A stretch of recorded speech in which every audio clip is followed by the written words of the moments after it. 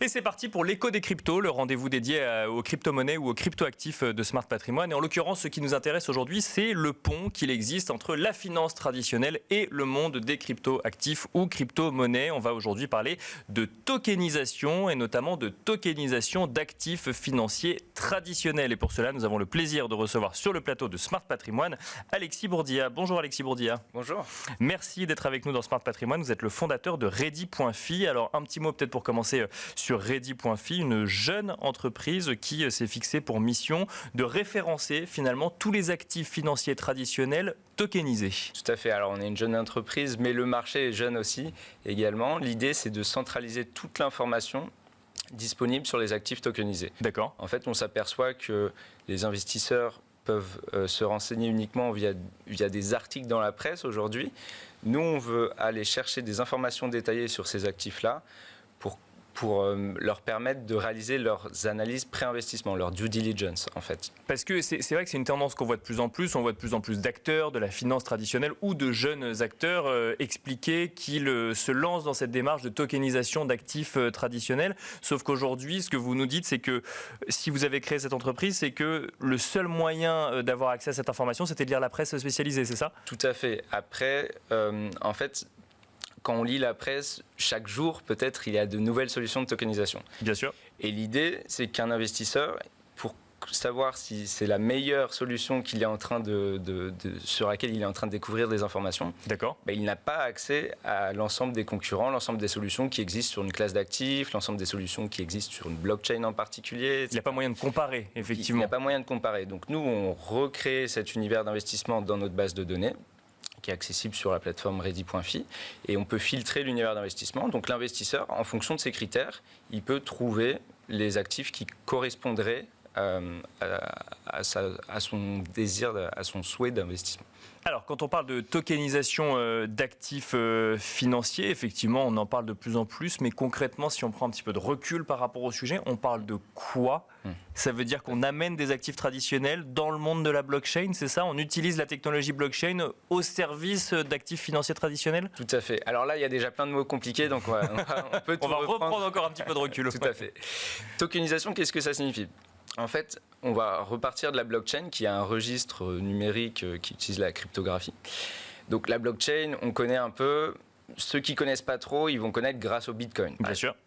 Le Bitcoin, c'est un jeton qui s'échange sur la blockchain. Ces jetons-là, aujourd'hui, on peut associer ce qu'on désire, ce qu'on veut à ces jetons. D'accord. Aujourd'hui, du coup, il y a beaucoup d'acteurs financiers qui décident d'associer la représentation d'un actif financier traditionnel à un jeton. D'accord. Et donc ce jeton peut être échangé sur la blockchain. Une obligation, une action, ou alors une part d'obligation ou une part d'action, c'est... Tout à fait. En fait, le jeton, derrière, on va pouvoir faire beaucoup de choses avec une fois qu'il est inscrit sur la blockchain. D'accord. Donc c'est tout l'intérêt de la tokenisation, c'est d'ouvrir l'investissement sur un actif à tout un écosystème qui permet de faire beaucoup plus de choses que simplement se transférer l'actif. Et qu'est-ce qu'on peut faire de plus lorsqu'on a tokenisé, par exemple, une action, si je reprends cet exemple-là ? Alors, l'intérêt pour un investisseur qui possède un actif tokenisé, c'est de pouvoir se connecter à n'importe quelle application sur la blockchain. La blockchain, c'est plein de développeurs qui créent leur propre code informatique qui permettent d'interagir avec ces jetons. Ce qu'on appelle les mineurs. Les mineurs, eux, ils vont valider la sécurité de la blockchain, ils vont s'occuper de la sécurité de la blockchain.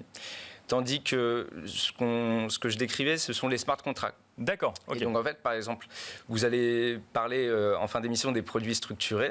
On peut imaginer aujourd'hui un produit structuré, que le paiement du produit structuré soit décrit par du code informatique. D'accord. Et donc que tout soit systématique dans du code informatique. Donc ni l'émetteur ni l'investisseur n'a besoin de faire quoi que ce soit pour recevoir son paiement en fonction du payoff d'un produit structuré. Si je caricature, ça veut dire qu'on peut mettre n'importe quel sous-jacent, enfin on peut tokeniser n'importe quel sous-jacent, on a pris l'exemple d'une action, mais ça peut être n'importe quel autre sous-jacent, et ensuite ça permet de créer des produits financiers au moyen de ce token sur la blockchain, ou en tout cas sur une blockchain, parce qu'il existe plusieurs blockchains. Exactement, il existe plusieurs blockchains. Le choix d'une blockchain par rapport à une autre, ça va dépendre peut-être de l'écosystème dans lequel l'investisseur veut être, D'accord. des applications qui vont être disponibles sur ces blockchains-là.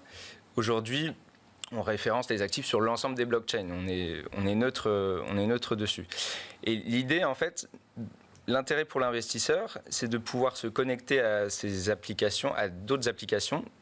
Et donc, par exemple, de mettre son actif financier tokenisé en collatéral pour derrière emprunter et faire et puis réinvestir dans un autre actif financier en fait. Et ces mécanismes-là sont déjà disponibles en fait. Le fait d'avoir un actif financier tokenisé sur la blockchain, ça permet d'accéder à la finance décentralisée. Ce type d'application que je viens de décrire, ce sont des applications classiques en finance décentralisée qui restaient dans l'univers crypto-monnaie au début. Bien sûr. Et maintenant qui acceptent des actifs tokenisés comme collatéral, comme...